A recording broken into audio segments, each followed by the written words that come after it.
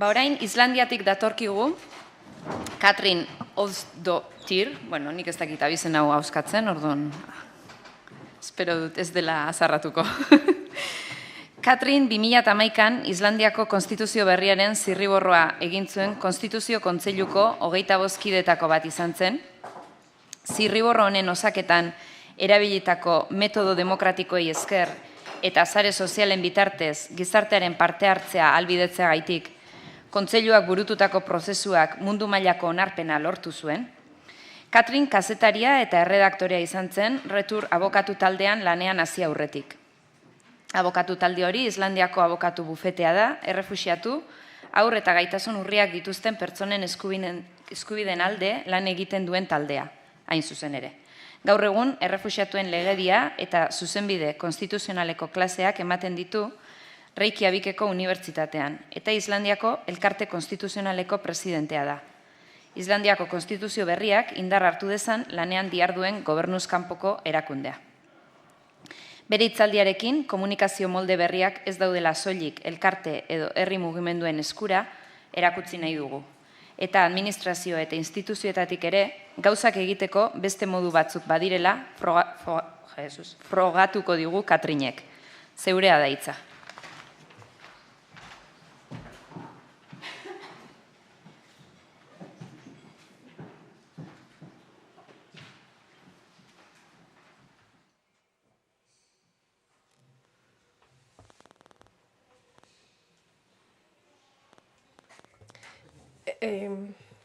Kaixo, eskerrik asko ona gonbidatzeagatik. Mikrofonoa erabili behar du itzuli ahal izateko. Eskerrik asko itzultzeagatik.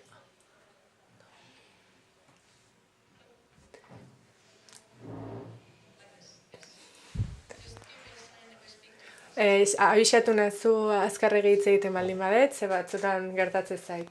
Ederki, PowerPoint bat daukat.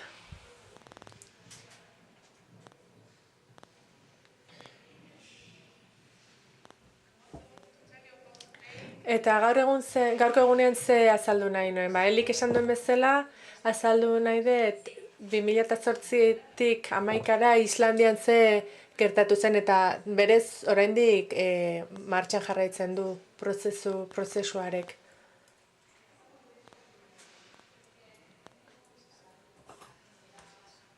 Hau beste hizkuntza batian daukat.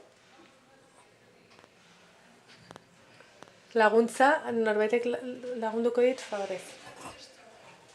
Hizketan hasiko naiz beraz. 2008an Islandian krisi finantziaro erabatekoa izan zen. Ez bakarrik finantzieroa, morala eta politikoa ere izan zen.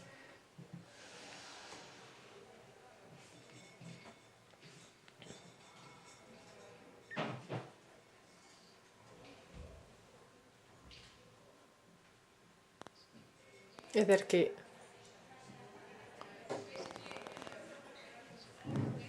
Zer gertatu zen? Gure banku nagusiek porrote egin zutela guztiek, eta une batez ematezun gure gizartea bukatzear zegoela. Eta dramatikoena izan zen ikustea gure gizarteak ez zuela uste arazoa honderik zeukanik krisi harren aurretik, pentsatzen genuen dena ondo zijoala, eta momentu batean, lehen ministroak esan zuen, behar bada zerbait oso txarra gertatuko da, eta jainkoak babes dezala Islandia, eta gonde baino ze arraio gertatu da hemen. Nire aurkezpenak argazki polipolitia dauzka, baina ez da bil. Eta krisia eta gero, porrota eta gero, protesta ugari egon zen. Batzutan jende talde txikiak ziren, eta gero eta jende talde handigoak parlamentu kanpoan biltzen hasi ziren aldaketa eskatzeko. Hori ez da ohikoa gure herrian zen, normalean jende lasaia gera, eta zerbait oso larria gertatzen ez bada behintzat, ez dugu manifestaziorik egiten, eta beraz zerbait berria zen guretzako. Eta zer gertatu zen, protestariek hiru eskaera nagusi zeuzkaten.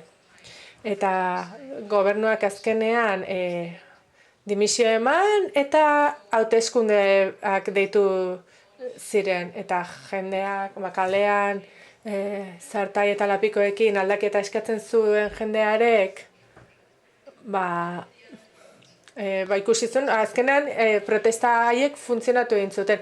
Hemen ikusten dugu parlamentua ezkerretan, eskubidetan zute bat, o zu bat, markatu, eta ez ohiko xamarra da, polizia ikusten dugu parlamentuaren eraikina babesten, jendea egon zen parlamentuan sartzeko zorian, ez egon modurik, jendeak etzun uste entzuten ziotenik, eta handitzen joan ziren protestak, eta azkenean jendeari erantzun egin behar izan zitzaion, ezta? Eta hemen ikusten dugu kartel bat, eta esaten du fuck,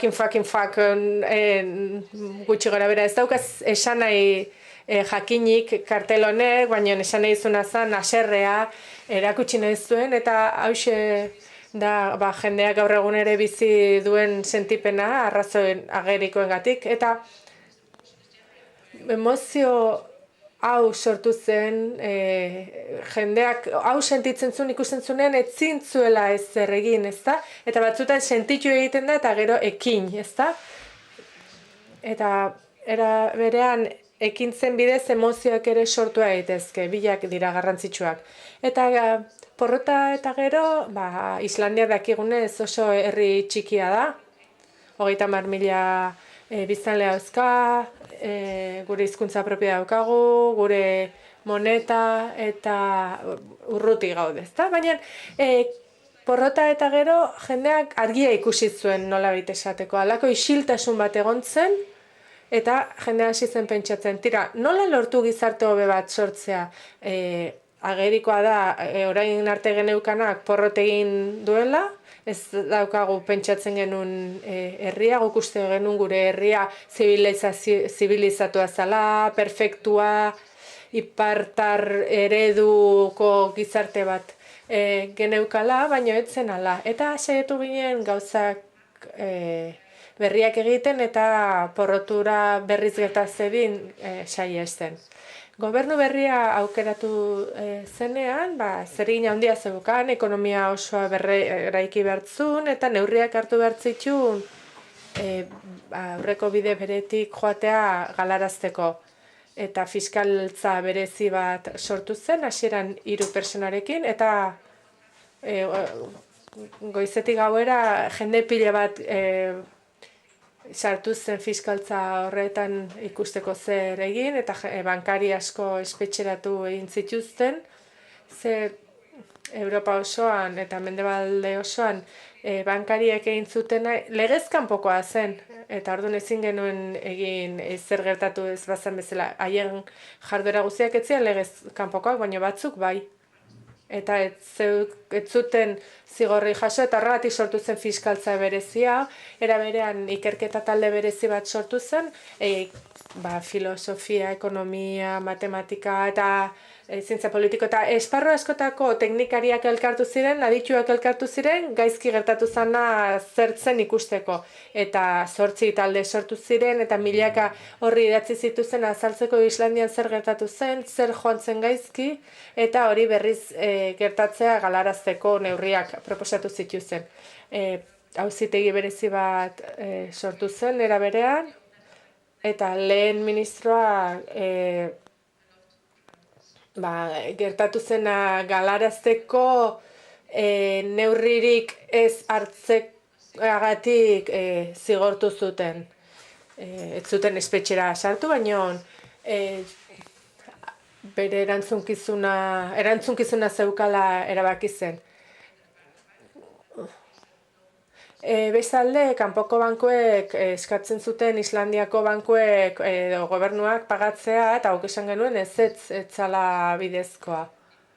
Ez egokia hola Islandiako herriari ordaintzea. Eta gero kontseilu konstituzionala sortu zen 2011an. Oso gauza politia izan zen. Islandian, kolonia bat izan ginen, Dinamarkakoa, 1954 arte, eta 1954ean naziek Dinamarka okupatu zuten, eta orduan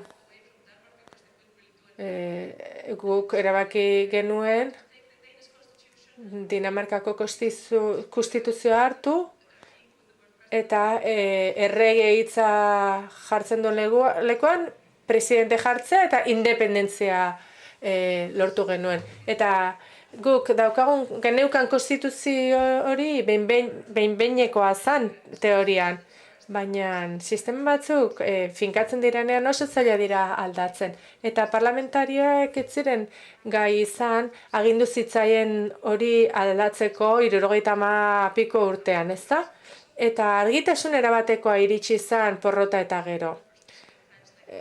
Oraingoa bezalako garaietan, aprobetxatu behar da batzuetan erabakitzeko zer nolako gizartea sortu nahi genuen. Eta hori egin genuen Islandian. Eta lehenik eta behin, 1000 persona aukeratu ziren ausaz, populazio osotikan, eta gizon eta emakume kopuru berarekin, adintarte guztiak ordezkatuta zaudela, bai hiritakoak, bai herrietakoak, eta jende hau guztia elkartu zen, eta erabaki zuten konstituzioaren oinarrian zeuden balioak zein izango ziren, eta elkarrizketa bat gertatu zen, ez? Oso harrigarria da, gizartean saiatzen gera elkarrekin sortzen eta bizitzen, baina normalean ez dira herritarrak elkartzen gure lagunekin ez bada, ez da baietzeko nora jo nahi dugun komunitate bezala, ez da?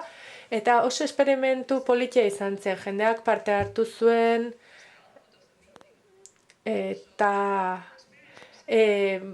esperientzia oso interesgarria izan zen bereintzako ere, demokraziaren parte sentitzea askozaz gehiago da gizarte demokratiko batean bizitzea baino, eta guztia online eman zen, streaming bidez, erantzunak edo emaitzak ere bai, online jarri ziren, eta gero aditu batzorde bat sortu zen emaitzak aztertzeko, eta gero hauteskundeak deitu ziren, eta Islandiako kontseilu konstituzionala sortu zen, ez da? Ni talde horretan egon. Eta behian ikusten dugu zein dan kontseilu konstituzional normala, ez da? Gizon pila bat elkartzen dira eta beren konstituzioa idazten dute. Eta goiko irudian berriz ikusten ditugu ohikoaz bestelako ordezkariak, askoz aniztasun handiagoa dago, eta ikuspegi asko zabalagoa. Eta konstituzioen batzorde honek zeregin handia zeukan. 4 hilabetean idatzi behartzun konstituzioa. Norbaitek hau errepikatu nahi baldin badu, beti esango nioke denbora gehiago behar dezue. Eta edozein kasutan denbora gutxi geneukan, eta alik eta gardenenak izan nahi genuen, eta beraz gure prozesuari crowdsource deitu izan zaio. Ez da hau, ordenagailuko terminologia da kode irekiko funtzioak izendatzeko erabiltzen da, ezta? Eta hemen guk astero online jartzen genuen idazten gineo zena, hasieran atal bakoitzaren izenburua, eta jendeak bere iritzia ematea zaukan bai emailez, bai Facebook bidez, eta esate zuguten, lengo azteko testua hobeto zegoen, zergatik ez duzu hau sartzen, hau zuzendu beharko zenukete, eta era berean, bilera batzuk, gure bilerak internet bidez ematen ziren, eta gero feedbacka jasotzen genuen Twitterren bidez, eta bar. Eta gu, legeri berria idazten ginoa zen, baina ez metodologia ohikoa erabiliz, ezta? Ze normalean adituak izaten dira idazten dutenak, gela itxitan eta jende gutxiri entzuten, baina ez modu irekian. Eta software ona erabiltzeko modua da, pausoz pauso frogatzen jutea erabiltzaileekin, aurrera egin baino lehenago, ezta? Eta orduan bide bera erabili genuen. Eta konsensus metodologia, hau da, konsensuaren metodologia erabili genuen, ez da? Egon ziteken persona bat ideia batekin, bestera beste ideia batekin, eta bozkatu beharrean, eta saiatzen ginean ikusten, elkarrizketaren bidez, beste ideia bat sortu genezaken, aurreko 2 ideiak, baino hobea zana, ez da? Eta hori askotan gertatu zen prozesuan. harrigarria izan zen niretzako ikustea, nola ez zenuen saiatu behar bestea konbentzitzen zu ondo zebiltzala eta bestea oker zebilela, baizik elkarrekin zerbait sortzen saiatzen ginen bilentzako onargarria zena. Eta normalean emaitza askoz hobea izaten da bideo honetatik. Eta azkenean erabakia aho betekoa izan zen.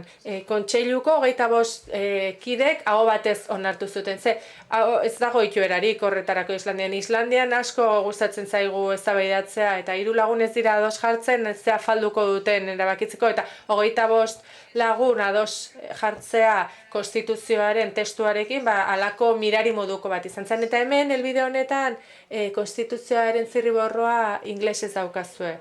Persona informatikari bakarra geneukan, eta hemen kezkatu xamar ikusten dugu, ulergarria da. Egin genuen lehenbiziko gauza, izan zen hau dena modu irekian egitea. Ez zain parlamentuak erabaki zuen zerbait, bereik izan ziguten. Konstituzio berri idatzi behar dezute, hemen, oinarrituta.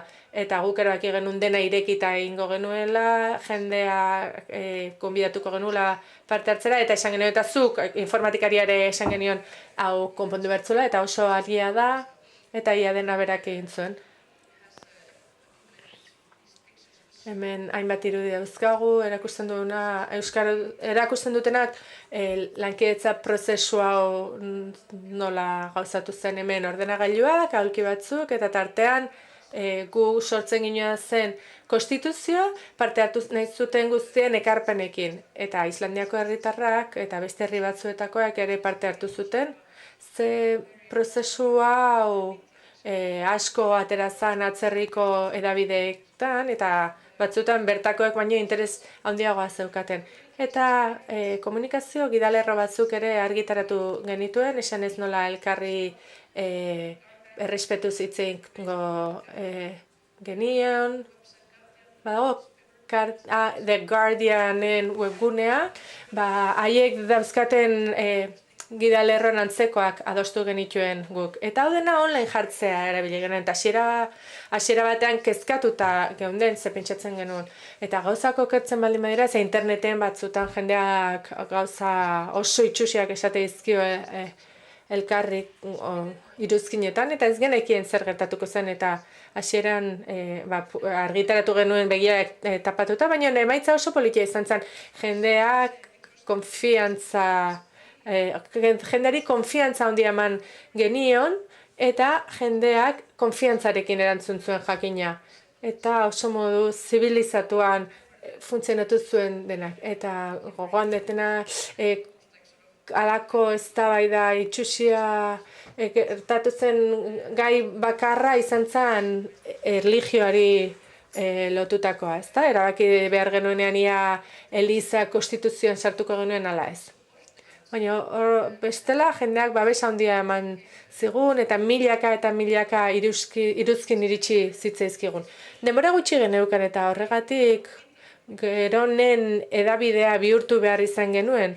Islandiako edabideak ez zuten parte hartu askorik, eta orduan guk erabaki genuen ahalik eta gehien guk geuk zabalduko genuena esateko geneukana, ezta? Eta eztabaidak egin genitun, YouTubeen jarri genitun, gure Facebook horrietan jarri genitun, eta horrek atzerriko eta Islandiako edabideen arreta jaso zuen. Eta hemen ikusten duzue bilerak nola zabaltzen genituen astero, eta genuen bide guztiak erabiltzen genituen. Bereziki gure webgunea, batetik, bertara proposamenak bidaltzeko aukera zegoen. Adibidez, norbaitek esatezun, zergatik ez duzu artikulu bat egiten animalien eskubideei buruz, ezta? Eta hor jartzen genuen, eta gero jendeak iruzkinak egin zitzaken gure Facebook horriaren bidez, edo interneten astero jartzen genuen zirriborroan bertan. Eta zerbait gehitu nahiko nuke. Batzuetan, ez diogu behar besteko garrantzirik ematen diskursoa komunikatzeari. Zesatego, bilera bat daukagu, eta hau erabaiki dugu, baina batzuetan diskursoa bera edo elkarrizketa bera eukitzea garrantzitsuagoa da xeritzea eta elkarrekin komunikatzea batzuetan, berez bere horretan badauka garrantzia emaitza edozein dela ere. Eta konstituzio berria idazten interneteko forumen bidez parte hartu dutenak batzuetan, oraindik jarraitzen dute ze parte sentitzen dira. Eta hemen azaletik azalduko ditu konstituzioari buruzko atal batzuk, garrantzitsua da transparentzia edo gardentasun eta informazio eskubidea, horrek esan nahi du informazio publiko guztiak irekita egon behar duela, horretarako arrazorik ez badago, eta mugak aldi bateko izan behar dute bakarrik.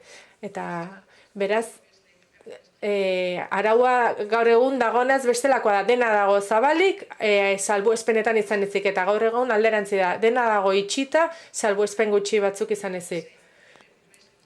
Eta informazio guztia eskura balego, izugarrizko aurrerapena eta aurrezpena lortuko genuke, ezta?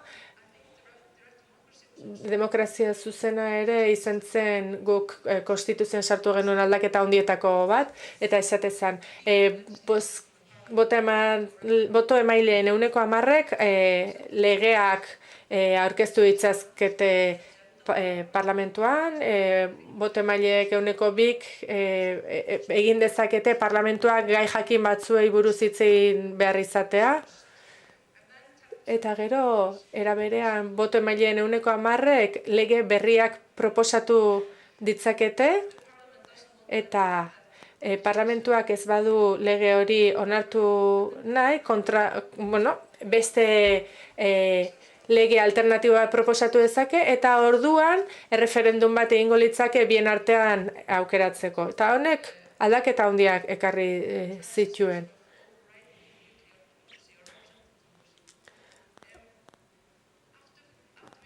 Demokrazia ordezkatzaileari dagokionez. Zirriborra bukatu aurretik, parlamentua da konstituzio aldatu dezakean bakarra, eta horretarako hauteskundeak deitu behar ditu, eta gero hurrengo parlamentuak onartu behar ditu aldaketak konstituzioan, ezta?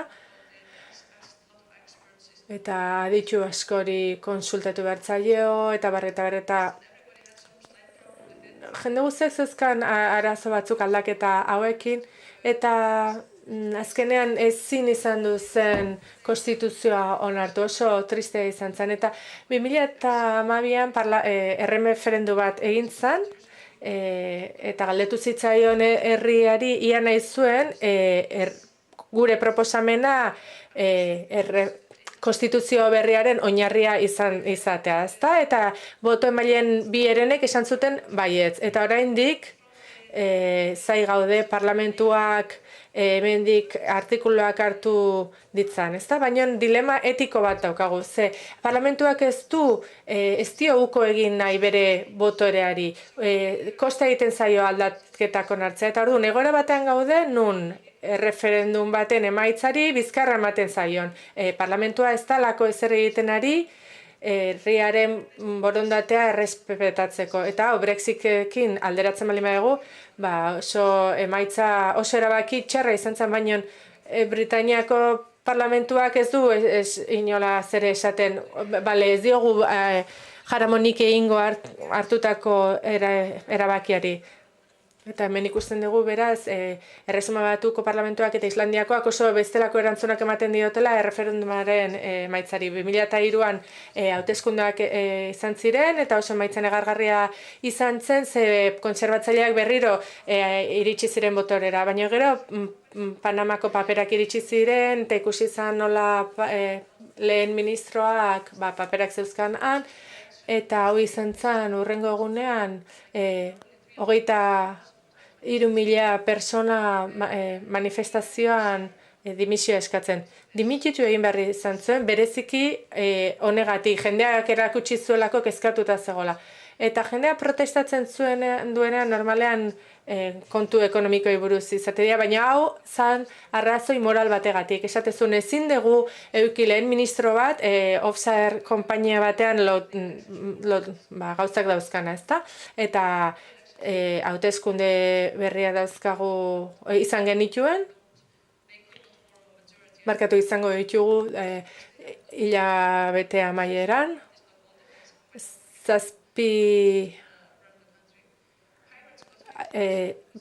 Piratek botoen 15% lortu zuten, espero zena baino gutxiago.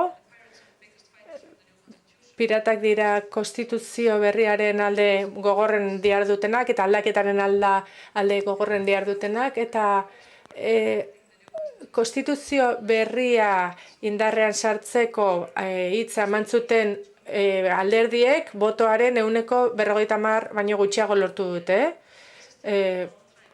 Luze jotzen ari da konstituzioa onartu dedin. Eta zer ikasi dugu honetatik guztiatik? Herriaren jakinduria izugarria handia dela. Nik ez nuen horretan sinisten, saiatu nintzen arte konstituzioarekin. Eta ikusi nuen askoz informazio hobea lortzen dezula, jende askok parte hartzen duenean, eta askoz gehiago lortzen dezula horrela talde txikietan baino. Era berean ikusi dugu sistemak normalean koste egiten zaiela aldatzea. Horregatik dira sistemak, ezta? Ez direlako aldatzeko gai. Eta hala ere saiatu beharra dago, eta bestalde ikusi genuen jendearen ikusmoldean aldaketa bat egon dela, eta izan ditzake orain arte ezagutzu dugun sistema politikoak aldatzen edo amaitzen ari direla. Jendeak etorkizuneko demokrazia bat eskatzen du, aukera gehiago daukana bere iritzia emateko, eta hori nola garatuko den denon esku dago. Ez badegu erantzuten, ez badegu erreakzionatzen, iristen zaizkigun mehatxu guztien aurrean eta demokraziaren funtsa defendatzen ez badegu, arazoak izango ditugu. Baina gizartean beti daude erabakiak hartzeko uneak, ezta? Eta konfiantza eman behar zaio herritarren parte hartzeari, eta horrekin errespetuz eta abar, askoz erabaki hobeak hartzen dira talde txikietan hartutakoak baino. Eskerrik asko.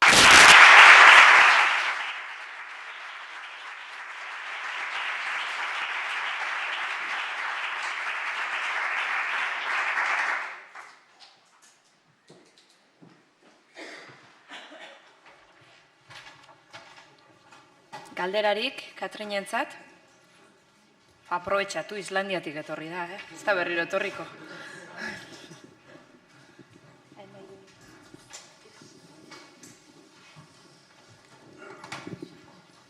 Kaixo, niretzat zuek berrikuntza handia bi arlotan egin duzue. Bat, esan duzuna, aipatu duzun guztiaz, eta bestea ezagutza gizartzean gaudenez eta kulturak hartu duen jabetza kontuan hartuz, zuek ere hor egundoko egintzen duten kulturari eman zeniotelako behartzuen ardatza. Orduan, neure galdera da, orain kontserbadoreak daudela, darraikio horretan kulturari garrantzia handia ematen, eta nola isladatzen den hori Islandian, herrian. Eskerrik asko.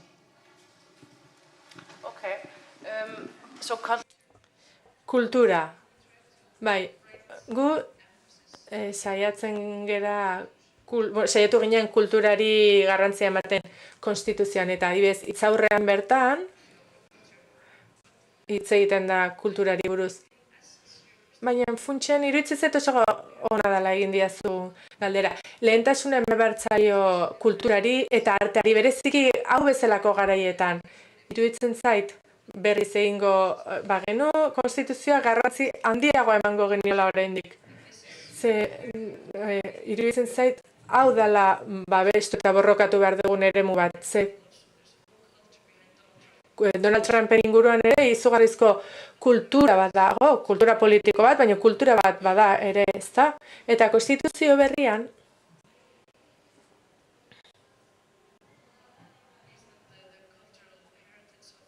aipatzen da Islandiako ondare kulturala babestu beharra, ondare naturala balitz bezala. Ia.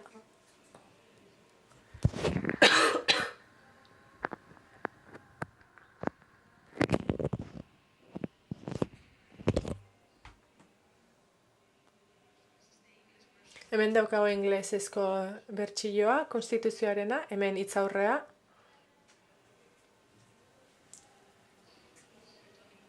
Eta bertan aipatzen da gobernuak saiatu behar duela herritarren ongizatea babesten, eta kultura, biosfera eta abar babestu behar ditula. Honekin saiatzen ari gera gure herriaren oinarrizko balioak finkatzen eta kultura aipatzen da hor. Hemen hitzaurrean agertzen da eta gero garatu egiten da ideia. Erantzun diot zure galderari? Behar ez dizut, behar zela ulertu. Bai, kaixo. Bai, hasieran komentatu duzu prozesu parte hartzaile honetan 1000 pertsona aukeratu ziala ausaz, adin, genero desberdinetakoak, eta gaizki ulertu ez baet izango litzake aurrez aurreko bilera ikiteko. Eta gero beste parte batean jendiak bere ekarpenak internet bidez eta nik, Islandiaz ez ezautzen hango kultura politikoa, ausaz esatean ean muga ezagit, adina, ikasketak, ez zeon inolako mugaik edo pixkat nola bideratu zen. Hemen adibidez, igual, teknologi berrin parte hartu izateko igual jende asko, oraindik ez dauka oso zea garatu eta pixkat edo nola baloratu zenuten gai hau edo eta gero aurrez aurreko bilera horiek prozesua zenbateko iraupena eduki zuten edo pixka nola bideratu zen. Eskerrik asko. Okay. So first of all about the... Lehenik eta behin Asamblea Nazional bat zegoen, egin genuen 1000 personarekin. Eta persona horiek ausaz aukeratu zien errolda osotik, Islandiako errolda osotik. Berdintzion ia internete erabiltzen zekiten ala ez, egun batez elkartu ziren eta eztabaidan jardun zuten. Mahai bakoitzan 11 pertsona zeuden, moderatzaile batekin eta jende guztiak hitz egitea zeukan, ezta? Bakoitzak hitza hartzen zuen eta gero denak hitza hartu eta gero berriro hitz egiten zuten eta oso prozesu garatua erabilizen eta normalean jende ez ezagunarekin elkartzen zeranean batzuk sentitzute ez dakitela ezer, batzuk lotxate dira eta beraz metodologia berezia erabili behar da denen eritzia entzuteko. Ezin dezu esan, esan zazuen nahi dezuena, garatu behar da metodologia hori eta konstituzioa idazteari ekarpenak egiteari dagokionez, egia da pertsona batzuek gaitasun handiagoa daukatela edo ahalmen handiagoa daukatela parte hartzeko besteak baino eta Islandian interneterako sarbide daukatenen kopure euneko 98 ingurukoa da, ezta? Munduko altuenetako da, baina egia da jende guztia ez dela ondo moldatzen. Eta berriz egingo bagenu prozesua saiatuko nitzake gutxiengo ere iristen eta bereziki galdetzen hauei ia zer ekarpen egin nahi duten zirriborroari dagokionez. Baina ez genuen astirik izan, esan genuen nahi duena parte hartu dezake, eta 3000 ekarpen eduki genituen, kopuru oso altua da Islandiarako. Erantzun diot zure galderari? Bai, ederki. Thank you very much for your presentation and for sure. The eyes of Iceland is maybe to mix with our culture, and it was really, really interesting to know your way to work. No whiskey, but like a wiki. I mean, you were working together, and I don't know the basis of the culture of your country, and maybe this Creative Commons philosophy is not only to create digital objects, also in your culture there are many values which are inside your behavior. Maybe this way to work and this way to communicate. Komunikatzeko eta lan egiteko modu hau ohikoa izatea Islandian? Ez dakit. No, this was the first time we ever tried it, you know. Hoxe da honetan saiatu geran lehenbiziko aldia. ez zegoen persona bat pentsatzen, ez gobernuz kanpako erakunde asko elkartu ziren eta Asamblea Nazional bat antolatu zuten urte bete lehenago, oso ondo funtzionatu zuen eta orduan gobernuak erabaki zuen errepikatzea eta hemen hau egiten ari zeraten pertsona bezalakoak ziren eta antolatzaileak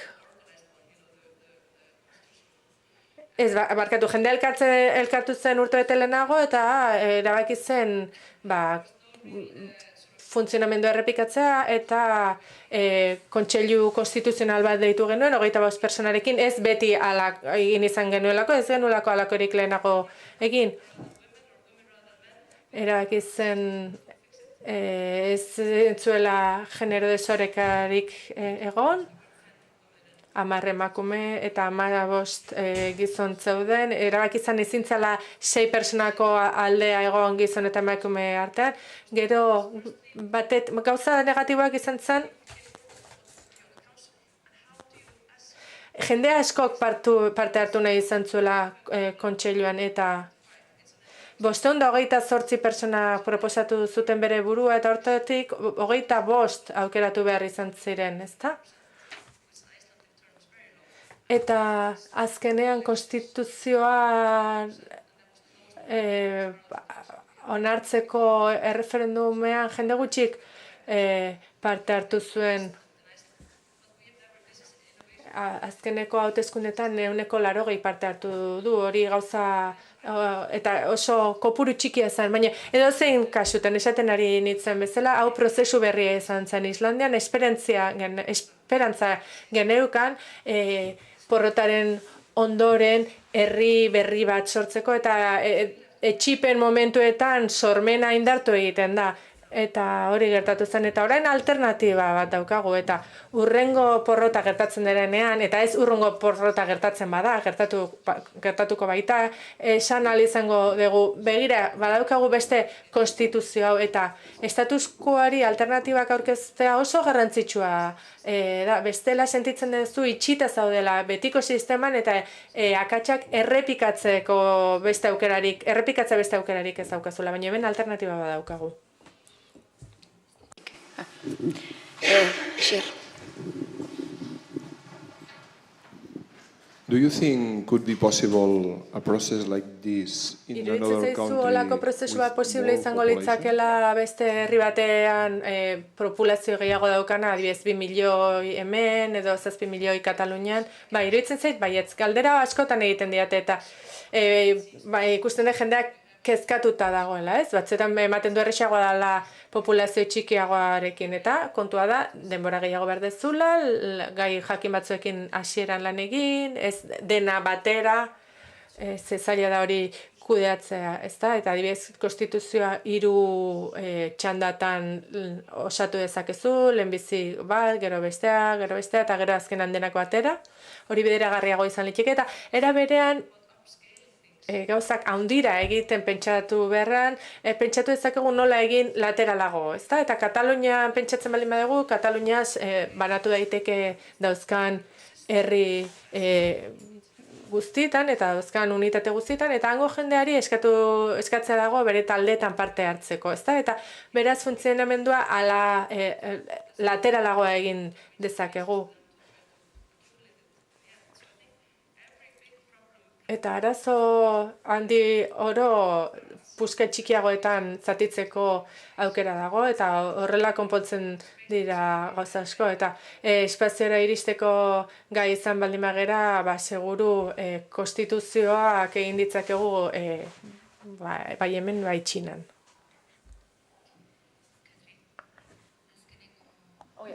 Caldera, 3 case. Yes.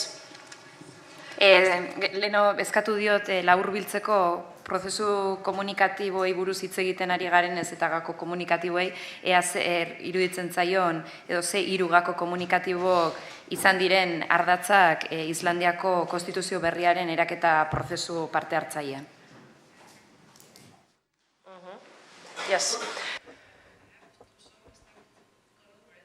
Bai, aipatu ditu gutxi gora bera, baina 3 gauza aukeratu beharko banituke, lan honen gune teknologiko garrantzitsuenak, lehenbezi hub bat beharko genuke, webgune bat. Eta jendeak informazioa bilatzen du bertan, eta hortik beste leku batzuetara joatea daukazu adibidez. Hemen, kontseiluaren webgunean, hau izan zen gure komunikazio tresna garrantzitsuena, eta hemen ikusten dugu badaukagula prozesuari buruzko informazio guztia, baina era berean, hemen artikuluen artxibo handi bat daukagu, konstituzio legeari buruz, hemen giza eskubideen atala iriki eta ikusi dezakegu ze artikulu dauden giza eskubidei buruz, eta hemen informazio asko eta asko daukagu. Eta beraz, informazio on ugari daukagu gure webgunean, eta webgune honetatik proposamenak egiten zaizkio jendeari. Jendeak, adibidez, idazten digu esan ez, nola niretzako lehentasuna dauka natura bestea, ezta? Eta, bueno, hori jakinarazten digu, eta hau izango litzake lehenbiziko tresna. Gero hemen daukagu gurekin harremanetan jartzen zen jende guztia. Ez gure e-mailak geneuzkan hemen, eta jendeak e-mailez idaztea zaukan guri. Gero, Facebook geneukan, ze Islandiarren 96 Facebook dauka, eta foro berri bat erabili beharrean, esan genuen, bueno, jende guztia da aki Facebook nola erabili, eta asko errexagoa zen hori erabiltza. Jende guztiak bere Facebook horriak erabiltzen zituen, nik zerbait idatzen ezaken ere Facebooken, eta adibez, 1000 lagun baldin badazkat, nire lagunek konpartitzen zuten, eta gero horrek efektu biderkatzailea zaukan. Eta gero, hirugarrenik, YouTube aipatuko nuke dagoeneko existitzen zen tresna bat zen, eta hor zabaltzen genituen gure bilerak, eta erakusten genuen zergatik ginoa zen bide batetik eta ez bestetik. Eta edabidea zer horri izatea oso garrantzitsua da zerbait berria egiten ari zeranean, ze horrela zuk daukazu kontrola zure proiektuari buruz bestek informatu beharrean, eta horiek dira nik aipatuko nituzken 3 gauzak.